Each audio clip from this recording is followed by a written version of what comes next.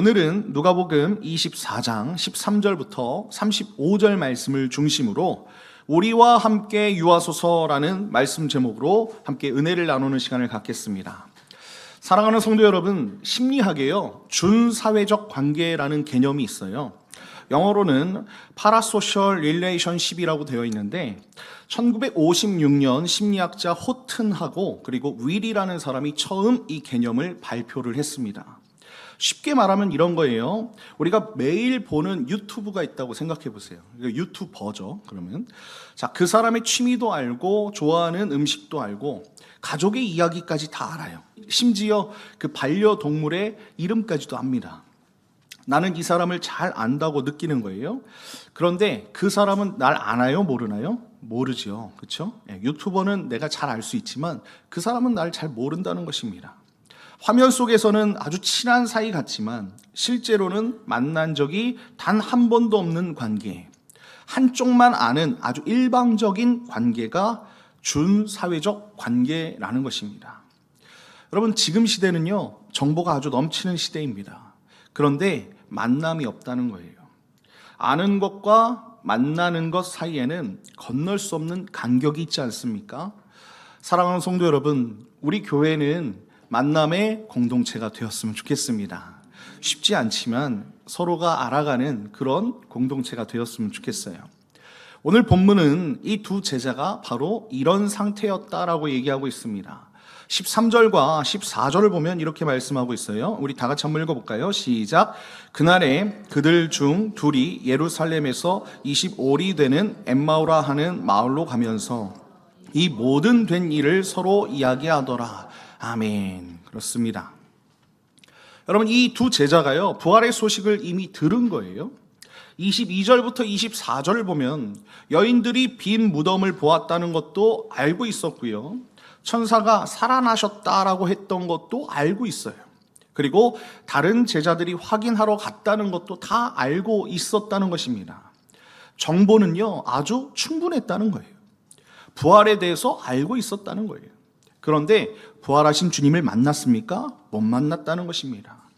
화면 속 유튜버를 매일 보지만 한 번도 만나지 못했던 것처럼 부활의 소식은 듣긴 했는데 부활의 주님을 직접 만나지 못한 상태가 이 제자들의 상태였다는 거예요. 정보의 관계는 있었지만 임재의 관계, 인격적인 만남의 관계가 없었다는 것입니다. 사랑하는 성도 여러분, 오늘 이 예배 가운데 예수님 만나시길 예수 그리스도의 이름으로 축원드립니다. 자, 21절 보면 이렇게 말씀하고 있어요. 21절입니다. 우리 다 같이 읽어봅시다. 시작. 우리는 이 사람이 이스라엘을 속량할 자라고 바랐노라. 아멘. 그렇습니다. 여러분, 이 바랐노라라는 이 단어는요, 과거형으로 쓰고 있어요. 이 과거형. 과거형은 무엇입니까? 바라고 있었습니다라는 말 아니겠습니까? 소망이 꺼진 상태예요. 바랬는데 지금은 아니다 라는 말이죠. 무슨 말인지 아시죠? 사랑하는 성도 여러분, 이 두 제자는요, 그 모든 소식을 들었는데도 예루살렘을 등지고 엠마오로 걸어가고 있다는 것입니다. 여러분, 엠마오는요, 예루살렘에서 약 11km 떨어진 작은 마을이었어요. 여러분, 이렇게 한번 생각해 보십시오. 신앙의 예루살렘은 어떤 곳이에요? 영적인 중심이에요. 신앙의 중심이에요. 엠마오는 어떤 곳이에요? 세상으로 가는 길, 일상의 작은 그냥 마을, 내 삶으로 다시 돌아가는 거예요. 예수님 없이. 두 제자는 신앙의 중심을 등지고 어디로 가는 거예요? 그냥 그 전처럼 일상으로 다시 돌아가고 있다는 것입니다. 여러분, 이것은 출애굽한 이스라엘이 약속의 땅을 향해 확신 없이 광야를 방황하는 것과 마찬가지라는 거예요. 여러분들은 그렇지 않으시죠? 우리는 예수님을 만났기에 우리는 분명한 목적을 갖고 신앙생활을 하는 사람들인 줄 믿습니다. 여러분, 구원의 사건은 분명히 일어났는데 그 사건의 주인공을 만나지 못한 채 지금 이 제자들이 뭐 하는 거예요? 떠나가고 있다는 거예요.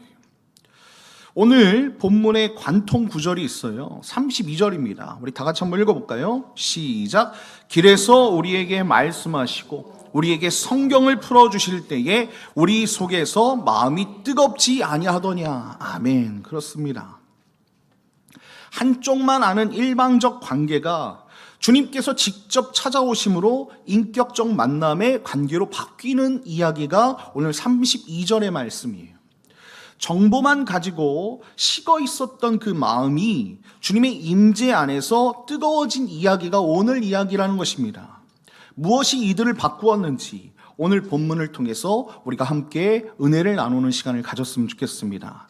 자, 첫 번째는 이것입니다. 주님은 떠나는 자의 곁에 먼저 찾아오시는 분이세요. 자, 15절부터 16절 우리 다 같이 힘차게 한번 읽어볼까요? 시작. 그들이 서로 이야기하며 문의할 때에 예수께서 가까이 이르러 그들과 동행하시나 그러나 그들의 눈이 가려져서 그인 줄 알아보지 못하거늘. 그렇습니다. 여러분, 이들의 눈이 가려져 있어요. 사랑하는 성도 여러분, 두 제자는 떠나가고 있어요. 예루살렘을 등지고 그 신앙의 중심을 등지고 떠나가고 있는 것입니다. 그런데 이 예루살렘에서 예수님께서 기다리시지 않으세요. 어떻게 하십니까? 직접 쫓아가시는 거예요. 직접 곁으로 함께 가시는 거예요. 예수께서 가까이 이르러 그들과 함께 행하시더라라고 말씀하고 있지 않습니까?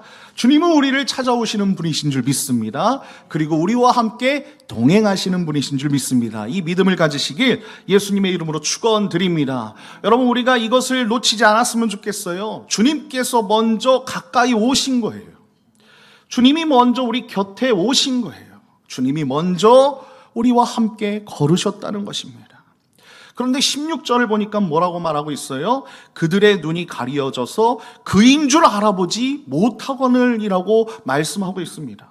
여러분, 예수님이 바로 옆에 계시는데 알아보지 못하는 거예요. 19세기 말에 활동한 영국의 시인 프랜시스 톰슨이라는 사람이요, 이렇게 도망치는 인간을 끝까지 쫓아오시는 하나님을 뭐라고 표현하냐면 하늘의 사냥개라고 불렀습니다. 조금 민망하죠. 하나님을 어떻게 이렇게 부를 수 있는가. 이렇게 고백해요. 이 프랜시스 톰슨이요, 시인이니까. 나는 그분을 피해 도망쳤습니다. 밤을 지나고 낯을 지나 세월의 아치를 지나 도망쳤습니다 라고 고백을 해요. 아편 중독에 빠져서 런던 거리를 떠돌던 사람이었어요. 시인이었지만 그렇게 마약에 중독된 사람이었습니다. 하나님을 피해서 도망가는 거예요. 그런데 하나님은 서두르지 않는 발걸음, 그리고 흔들리지 않는 속도로 끝까지 이 시인이었던 톰슨을 쫓아오셨다고 그가 고백하고 있습니다. 사랑하는 성도 여러분, 이것이 엠마오 길 위에서 일어난 사건이라는 거예요. 두 제자는 절망에 빠져서, 슬픔에 빠져서, 아니면 현실에 빠져서 그냥 떠나가고 있는데 주님은 서두르지 않으시며 그들의 곁에 와서 함께 걸으셨다는 것입니다. 그리고 이것은 성경 전체를 관통하는 하나님의 동행, 그 동행의 패턴이기도 합니다. 여러분, 아담 기억하시죠? 에덴 동산에서 아담이 숨었을 때 하나님이 동산을 거닐며 뭐라고 말씀하십니까? 네가 어디 있느냐라고 물어보시지요. 야곱이 형의 분노를 피해 도망칠 때 하나님께서요, 이 베델이라는 곳에서 야곱의 꿈에 나타나셔서 뭐라고 말씀하십니까? 내가 너와 함께 있어. 내가 어디로 가든지 너를 지키리라 라고 창세기 28장 15절에서 그렇게 곁에서 약속하시는 것을 볼 수 있어요. 그리고 이스라엘이 출애굽을 하고 광야에서 헤매일 때 출애굽기 13장 31절을 보니까 하나님께서 어떻게 하십니까? 불기둥과 구름기둥으로 함께 걸어주시는 것을 볼 수 있다는 것입니다. 에덴에서 찾으셨고요, 베델에서 약속하시고 광야에서 동행하시는 이 모습, 그리고 오늘 이 엠마오를 향해서 떠나가고 있는 이 제자들과 함께 걸어주시는 예수님, 그분이 우리와 함께 걷고 계심을 여러분들이 기억하시길 예수님의 이름으로 축원드립니다. 부활하신 예수님은요, 이 엠마오로 떠나가는 제자들과 함께 동행해 주셨다는 거예요. 여러분, 이 동행은요, 약속의 동행입니다. 신학적으로 얘기하면 언약의 동행인 줄 믿습니다. 하나님은요, 약속하신 백성, 즉 하나님이 언약하신 백성을 절대로 결코 놓지 않으시고요, 버리지 않으시는 줄 믿습니다. 그들이 떠나갈 때도 쫓아가시는 거예요. 이것이 은혜의 이 불변성 아니겠습니까? 은혜 언약의 불변성이라는 거예요. 변하지 않는다는 거예요. 사랑하는 성도 여러분, 여기서 우리가 한 가지 더 보아야 할 것이 있습니다. 주님이 엠마오 길 위에서 하지 않으신 것이 있어요. 왜 떠나느냐? 꾸짖지 않으셨다는 거예요. 왜 믿지 못하느냐? 정죄하지 않았다는 거예요. 정죄가 아니라 은혜가 먼저였다는 것입니다. 쫓아가서 곁에 서시고 함께 걸으시며 물으시는 거예요. 너희가 무슨 이야기를 하고 있느냐? 17절을 보니까 그렇게 말씀하고 있지 않습니까? 정죄가 아니에요. 동행으로 오신 것입니다. 심판이 아니라 은혜로 오신 줄 믿습니다. 여러분, 제가 계속해서 인용하는데 로마서 5장 8절 우리 다 같이 한번 읽어볼까요? 시작. 우리가 아직 죄인 되었을 때에 그리스도께서 우리를 위하여 죽으심으로 하나님께서 우리에 대한 자기의 사랑을 확증하셨느니라. 아멘. 아주 중요한 구절입니다. 우리가 준비되었을 때가 아니에요. 우리가 돌아왔을 때가 아닙니다. 우리가 잘났을 때가 아니에요. 떠나가고 있는 바로 그 순간에도 먼저 찾아오시는 분이 우리 예수님이시라는 것을 여러분들이 믿으시길 예수님의 이름으로 축원드립니다. 사랑하는 성도 여러분, 혹시 지금 엠마오를 향해서 걸어가고 계시는 분이 계십니까? 예배의 자리를 등지고 기도의 자리를 떠나고 신앙의 중심에서 멀어지고 있는 분이 계십니까? 오늘 본문이 선포하는 것은 이것이에요. 내가 주님을 떠나도 주님은 나를 떠나지 않으신다는 것입니다. 정죄하러 오시는 것이 아닙니다. 함께 걸으러 오십니다. 정죄가 아닌 은혜로 찾아오셔서 우리와 함께 걸어주시는 그 언약의 주님, 이 언약의 신실하신 이 주님과 함께 이 한 주도 동행하시길 예수님의 이름으로 간절히 축원드립니다. 자, 그렇다면 주님이 곁에 오셔서 가장 먼저 하신 일이 무엇입니까? 자, 두 번째는 이것입니다. 우리 다 같이 한번 읽어볼까요? 시작. 주님은 말씀으로 마음을 뜨겁게 하십니다. 아멘. 오늘 여러분들이 마음이 뜨거워지시길 예수님의 이름으로 축원드립니다. 자, 17절 우리 다 같이 한번 읽어볼까요? 시작. 예수께서 그들에게 이르시되 너희가 길 가면서 서로 주고받고 하는 이야기가 무엇이냐 하시니 두 사람이 슬픈 빛을 띠고 머물러 서더라. 아멘. 그렇습니다. 사랑하는 성도 여러분, 예수님께서 물으세요. 너희가 지금 무슨 이야기 하고 있니? 라고 물으시는 거예요. 예수님께서 모르셔서 물으셨을까요? 아니에요. 다 알고 계십니다. 그들이 자기 입으로 절망을 쏟아내게 하신 거예요. 그들의 슬픔을 쏟아내게 하신 거예요. 그리고 두 제자는 어떻게 얘기합니까? 19절부터 24절까지 말씀을 보니까 예수님이 어떤 분이셨는지, 어떻게 잡히셨는지, 어떻게 죽으셨는지, 여인들이 빈 무덤을 어떻게 보았는 것까지, 그렇죠? 자기들이 아는 모든 것을 다 쏟아냅니다. 예수님께 말을 하는 거예요. 그런데 마지막 문장이 이것이었어요. 자, 24절 우리 다 같이 한번 읽어볼까요? 24절입니다. 시작. 또 우리와 함께 한 자 중에 두어 사람이 무덤에 가 과연 여자들이 말한 바와 같음을 보았으나 예수는 보지 못하였느니라 하거늘. 예, 마지막 문장이 뭐였어요? 예수는 보지 못했습니다. 예. 사랑하는 성도 여러분, 이 한 문장이요, 이 두 제자의 비극의 핵심이라는 거예요.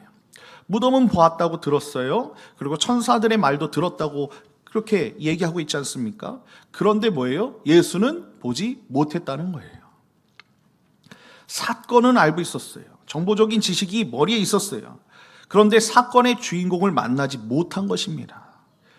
25절부터 예수님께서 이제 말씀을 시작하세요. 25절과 26절을 우리 다 같이 한번 읽어볼까요? 시작. 이르시되 미련하고 선지자들이 말한 모든 것을 마음에 더디 믿는 자들이여, 그리스도가 이런 고난을 받고 자기의 영광에 들어가야 할 것이 아니냐 하시고 라고 말씀하십니다. 사랑하는 성도 여러분, 여러분 한번 잘 주목해 보십시오.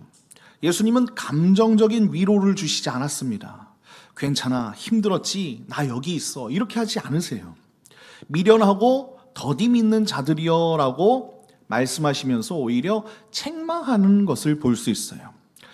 그런데 사랑하는 성도 여러분, 이 책망의 성격을요, 여러분들이 정확히 보셔야 돼요. 우리 주님은 정죄하지 않으신다고 하셨는데, 그렇습니다. 정죄하지 않으시는 거예요. 책망입니다, 이거는. 이것은 정죄가 아니에요. 정죄는 죄인을 심판하고 버리는 것입니다. 그러나 책망은요, 사랑하는 자를, 정말 사랑하는 자를 바로 세우는 일 아니겠습니까? 그렇죠? 여러분들이 자녀들을 훈육하시잖아요. 그렇죠? 훈육을 왜 합니까? 정말 미워서 훈육합니까? 절대 그렇지 않다는 거예요. 사랑하기 때문에 그를 세우기 위해서 훈육하는 것입니다. 여러분, 히브리서 12장 6절 말씀은 이렇게 말씀하고 있어요. 제가 읽어보겠습니다. 주께서 그 사랑하시는 자를 징계하시고 그가 받아들이시는 아들마다 책찍질 하심이라 라고 말씀하고 있어요. 사랑하지 않으면 책망도 없는 거예요. 징계도 없는 거예요. 훈육도 없는 것입니다. 그렇죠? 그냥 무관심한 채로 그냥 내버려 두면 되는 거예요. 그러나 예수님은 이들을 버릴 사람들이 아니라고 생각하신 거예요. 버릴 사람이면요, 말씀도 하지 않으십니다. 책망하신다는 것은 아직까지 이들을 포기하지 않으셨다는 뜻입니다. 사랑하고 계신다는 이야기죠. 자, 그렇다면 왜 책망하셨습니까? 두 제자에게 없었던 것은 정보가 아니라 성경을 읽는 눈이었기 때문에 그래요. 사랑하는 성도 여러분, 우리가 하나님 앞에 책망 들을 수 있어요. 뭘 모르면? 진리를 모르면 책망 들을 수 있다는 것입니다. 사랑하는 성도 여러분, 성경 많이 읽으시길 예수님의 이름으로 축원드립니다. 여러분, 제자들은요, 구약 성경을 잘 알고 있었어요. 모세오경도 선지서도 시편도 다 잘 알고 있었습니다. 그런데 그 모든 말씀이 예수 그리스도를 가리키고 있다는 것을 보지 못했다는 거예요. 제가 얘기하는 게 아니고 우리 예수님이 말씀하시는 거예요. 27절 보면 뭐라고 말씀합니까? 우리 다 같이 한번 읽어볼까요? 시작. 이에 모세와 모든 선지자의 글로 시작하여 모든 성경에 쓴 바 자기에 관한 것을 자세히 설명하시니라. 여기서 제일 중요한 게 무엇입니까? 자기에 관한 것. 이 자기에 관한 것이 무엇이에요? 예수님에 관한 것입니다.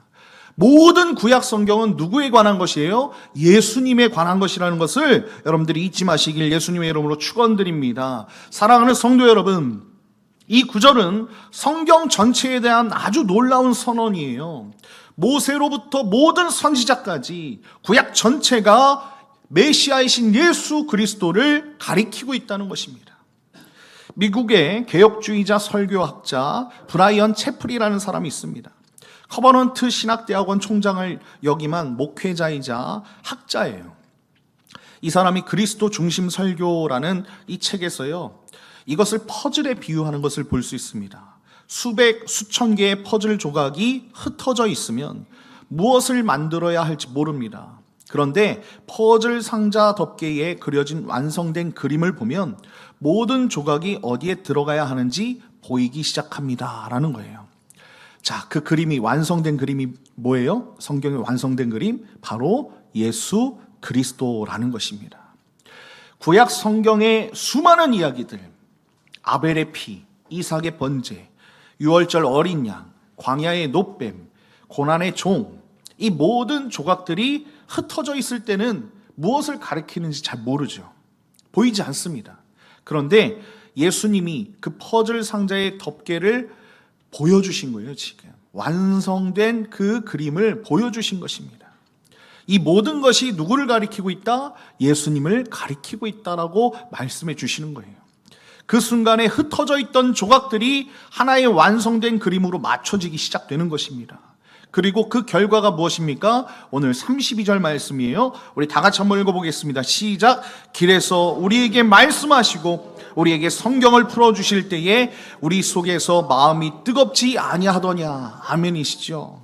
그렇습니다. 우리는 예수 그리스도 그분을 통해서 성경을 알 때 우리의 마음이 뜨거워지는 줄 믿습니다. 마음이 뜨겁지 아니하더냐.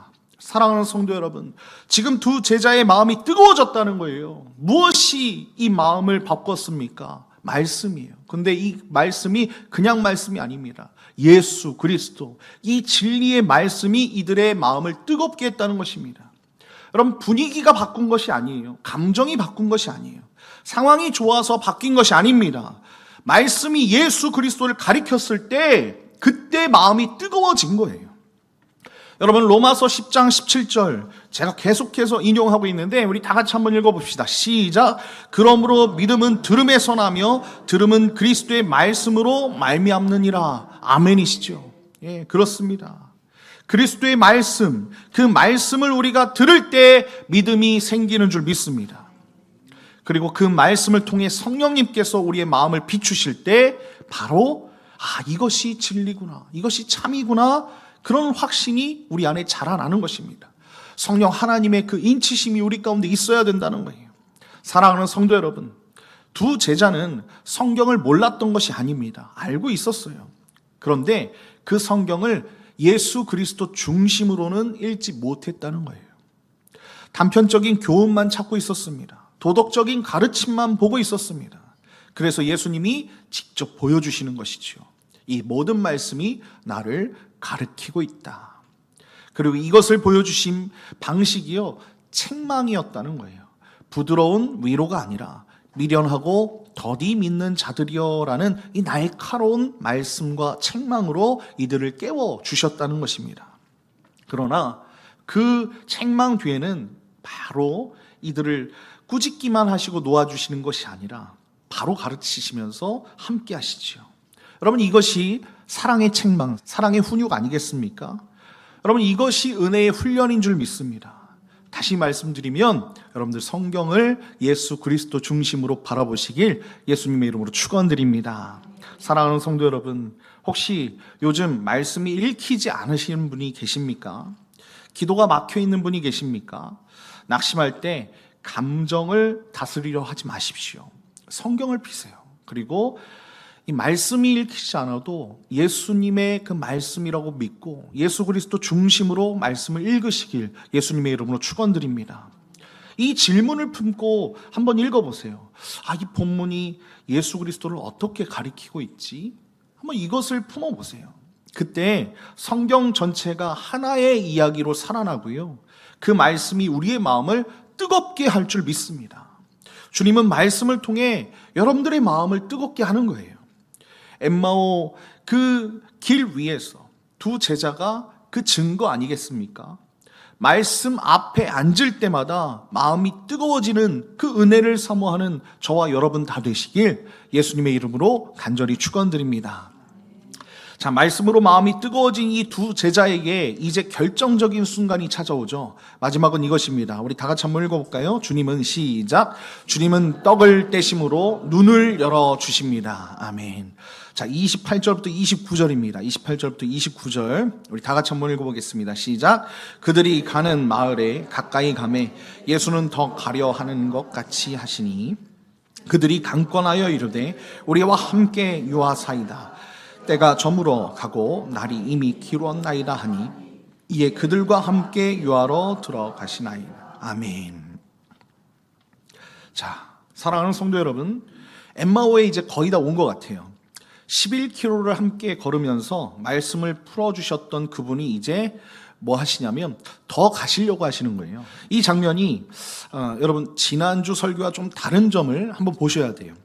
지난주는요, 도마의 이야기를 우리가 듣지 않았습니까? 제자들이 문을 닫았습니다. 도마는 아무것도 하지 않았죠. 그런데 주님이 닫힌 문을 뚫고 들어오셨어요. 그렇죠? 도마의 손을 잡아서 못자국에 넣어주시고 확인하게 하시는 것을 볼 수 있어요. 이것을 우리는 전적인 주님의 은혜, 일방적인 은혜라고 이야기를 했습니다. 그런데 오늘 엠마오에서는 이 은혜의 모습이 조금 다른 형태로 나타나요. 주님은 동일하게 먼저 찾아오셨죠. 그렇죠? 그 은혜가 열매를 맺는 방식이 좀 달라졌다는 거예요. 오늘 본문을 보면요, 주님이 이제 이들과 같이 거기 엠마오로 들어가는 것이 아니라 더 가려고 하시는 거예요. 이게 무슨 말이냐면 지나가려고 하시는 거예요. 만일 두 제자가 아무 말 없이 그냥 보내드렸으면 어떻게 되는 거예요? 예수님은 떠나가시는 것이죠. 그렇죠? 그냥 지나가시는 거예요. 그런데 두 제자가 결정적으로 뭐 합니까? 붙잡는 거예요. 우리와 함께 유하소서라고 붙잡는 거예요. 여기에 다른 은혜가 있다는 것입니다. 사랑하는 성도 여러분, 두 제자가 원래 이런 사람이었어요? 아니라는 거예요. 그렇죠? 예수님을 찾고 막 쫓는 사람들이 아니었죠. 그렇죠? 신앙을 등지고 세상이라는 엠마오로 가는 사람들이었습니다. 이들은 예루살렘, 신앙의 중심을 떠나는 사람들이었어요. 그러나 우리 예수님께서 말씀을 풀어주셨을 때 뭐가 뜨거워져요? 마음이 뜨거워집니다. 주님이 먼저 오셨기에, 말씀이 마음을 뜨겁게 하셨기에 비로소 어떻게 되는 거예요? 이 주님을 붙잡을 수 있는 힘도 생겼다는 것입니다. 우리와 함께 유하소서라고 이야기하는 거예요. 이것이 바로 은혜를 받은 자의 반응인 줄 믿습니다. 은혜가 먼저였기 때문에 이제 반응이 뒤따르는 거예요. 자연스럽게. 마음이 뜨거워졌기 때문에 주님 나와 함께 해주십시오. 임마누엘을 간청하는 것이지요. 그리고 이 응답 위에서 결정적인 사건이 일어나는데요. 30절과 31절 우리 다 같이 한번 읽어볼까요? 30절과 31절입니다. 우리 다 같이 한번 읽어봅시다. 시작. 그들과 함께 음식 잡수실 때에 떡을 가지사 축사하시고 떼어 그들에게 주시니 그들의 눈이 밝아져 그인 줄 알아보더니 예수는 그들에게 보이지 아니하시는지라. 아멘. 그렇습니다. 자, 이게 참 중요해요. 사랑하는 성도 여러분, 예수님께서 떡을 가지셨습니다. 그리고 축사하셨어요. 그리고 떼시고 주시는 것을 볼 수 있어요. 두 제자는 이 동작을 보았을까요? 본 적이 없을까요? 본 적 분명히 있습니다. 5,000명을 먹이고 12광주리가 남았던 그날 이 두 제자도 분명히 이것을 보았을 거예요. 예수님이 바로 그때에도 뭐 하셨어요? 축사하시고 떼시고 주시는 것을 보았다는 거예요. 십자가를 앞둔 최후의 만찬 그 밤에 다락방에서도 똑같이 이렇게 하셨죠. 그렇죠? 기억하시죠? 그리고 엠마오의 식탁에서도 바로 지금 이 축사하시고 떼시고 주시는 모습을 보여주고 계신다는 거예요. 사랑하는 성도 여러분, 제가 왜 이 이야기를 하냐면 떡을 떼시는 그 손동작을 보는 순간 무엇이 되살아나는 거예요? 과거에 예수님께서 우리에게 떡을 주시고 포도주를 주셨던 그 모습이 기억이 나는 거예요. 이분이 예수님이시구나. 오늘 말씀 보니까 뭐예요? 이때 눈이 밝아졌다고 말씀하고 있지 않습니까? 31절에 그들의 눈이 언제 밝아지는 거예요? 이 모습을 봤을 때. 마음은 뜨거워졌지만 아직 주님이 누구인지는 정확하게 몰랐다는 거예요. 그런데 떡을 떼시는 그 익숙한 손길을 보았을 때 비로소 알아본 것입니다. 말씀이 진리를 알려주셨다면 떡을 떼심은 그 진리가 바로 예수님이라는 것을 확인시켜주는 도장과 같았다는 거예요. 귀로 들은 말씀을 눈으로 이제 확인하는 것입니다. 선포된 말씀이 식탁 위에 눈으로 보이는 그 행위가 되었을 때 비로소 제자들의 눈이 열리게 되었다는 거예요. 자, 31절 후반에 보면 뭐라고 얘기하고 있어요? 예수는 그들에게 보이지 아니하시는지라라고 말씀하고 있어요. 근데 눈이 열리자마자 예수님이 안 계시는 거예요. 놀랍지 않습니까? 이거는 또 이런 의미입니다. 눈으로 보는 만남은 쉽게 거두어졌지만 믿음으로 만나는 주님이 이제 우리 마음속에 계속해서 이어지는 거예요. 아멘이십니까? 사랑하는 성도 여러분, 보지 못하고 믿는 자가 더 복된 것입니다. 아멘이시지요? 이것이 바로 우리가 믿어야 할 진리라는 것입니다. 우리는 2000년 전 그 식탁에 앉아있지 않았습니다. 그러나 우리에게는 예수 그리스도의 진리의 말씀이 있고 그리고 보는 말씀, 성찬이 있다는 거예요. 우리도 함께 성찬으로 예수님을 기념하지 않습니까? 그렇죠? 우리가 나누는 성찬을 한번 떠올려 보십시오. 성찬은 그냥 단순한 기념 행위가 아닙니다. 귀로 들었던 그 복음 예수님을요, 우리가 손으로 만지고 입으로 먹는 체험의 자리라는 거예요. 말씀으로 선포된 그리스도가 떡과 잔을 통해서 우리 눈앞에 보여지는 자리라는 것을 여러분들이 아시길 예수님의 이름으로 축원드립니다. 엠마오의 두 제자에게 떡을 떼심이 눈을 열어주셨던 것처럼 우리에게도 성찬의 식탁은요, 부활의 주님의 그 임재를 확인하는 도장을 찍는 자리라는 거예요. 그리고 33절 우리 다 같이 마지막으로 한번 읽어보겠습니다. 시작. 곧 그때로 일어나 예루살렘에 돌아가니 11 제자와 그들과 함께 한 자들이 모여 있어라고 말씀하고 있어요. 예, 그렇습니다. 놀라운 것은요, 자, 엠마오로 떠났던 이 제자들이요, 곧 그때로 일어났대요. 이게 무슨 말이냐면, 여러분, 이때가 밤이었잖아요. 그렇죠? 엠마오로 돌아가는 길이 밤이었어요. 해가 이미 기울었다고 얘기하고 있습니다. 29절에 보니까 당시 유대인의 밤길은 강도의 위험이 아주 컸습니다. 그렇죠? 그리고 예루살렘과 엠마오는 몇 킬로라고요? 11킬로예요. 11킬로. 그것을 다시 걸어가야 되는 거예요. 엠마오로 향했던 그 발걸음이요, 예루살렘으로 돌아가는 것입니다. 공동체로 다시 돌아가는 거예요. 방향이 바뀐 것입니다. 주님을 만난 사람은 방향이 바뀌는 줄 믿습니다. 교회를 등지던 그 발걸음이 다시 돌아오고요, 세상을 향하던 마음이 주님을 향하는 마음으로 바뀐다는 것이에요. 그리고 35절을 보니까 뭐라고 말씀하고 있습니까?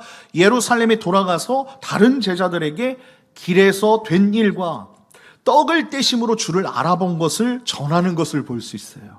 네. 여러분, 이걸 보면 주님 만난 사람은 가만히 있지 못하는 것을 알 수 있어요. 아멘이시지요? 가만히 있지 못해요. 복음을 전하는 거예요. 사랑하는 성도 여러분, 이 한 주간 우리가 좀 이렇게 했으면 좋겠습니다. 예수님이 필요한 사람에게 길에서 된 일을 한번 전해 보십시오. 여러분, 길에서 된 일은 무엇이냐면 긴 설명이 필요 없어요.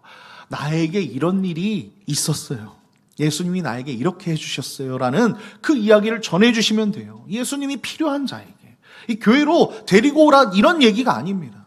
여러분들의 주변에 여러분들이 정말로 봤을 때 예수님이 필요한 자들에게 예수 그리스도를 증거하는 거예요.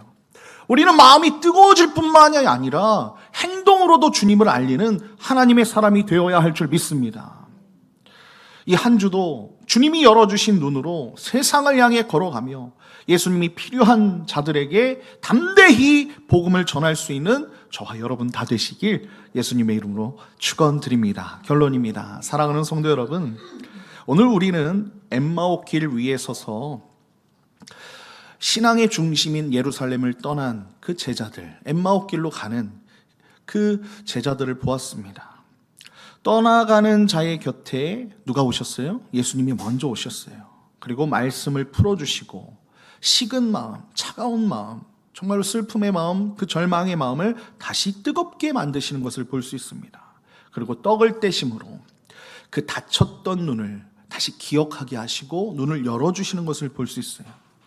주님이 먼저 오시고 말씀이 마음을 깨우고 식탁에서 눈이 열렸다는 것입니다. 그리고 이 모든 것의 시작은 두 제자의 한마디가 있었다는 거예요. 우리와 함께 유하소서라는 것입니다. 하나님의 말씀을 듣고 뜨거운 자들은요, 임마누엘을 외치는 자인 줄 믿습니다. 사랑하는 성도 여러분, 이 간청은요, 특별한 사람의 기도가 아니에요. 하나님 나와 함께 해주세요, 임마누엘이라고 외치는 것은 특별한 사람이 하는 것이 아니에요. 떠나가다가 붙잡힌 사람의 기도였다는 것입니다. 무슨 말인지 아시죠? 낙심하다가 마음이 뜨거워진 사람의 기도였다는 거예요. 은혜를 받은 자가 드리는 응답의 기도였다는 것입니다. 이번 한 주간 날마다 이 한마디를 고백했으면 좋겠습니다. 아침에 눈을 뜰 때 주님, 오늘도 나에게 임마누엘 하소서. 말씀에 앉았을 때, 말씀 앞에 앉았을 때 주님, 이 말씀 안에서 임마누엘 하소서. 하루를 마감할 때 주님, 이 밤에도 나와 임마누엘 하소서. 그러면 세상이 줄 수 없는 평안이 저와 여러분에게 가득 넘칠 줄 믿습니다. 부활하신 주님, 그 주님이 우리의 구원자이시고 그 주님이 날마다 우리와 임마누엘 하시며 동행하시며 그때에 우리는 뜨거워지고 그때에 예수가 필요한 자들에게 담대히 복음을 전할 줄 믿습니다. 이 한 주간 복음으로 예수 그리스도와 함께 사시는 저와 여러분 다 되시길 예수님의 이름으로 간절히 축원드립니다.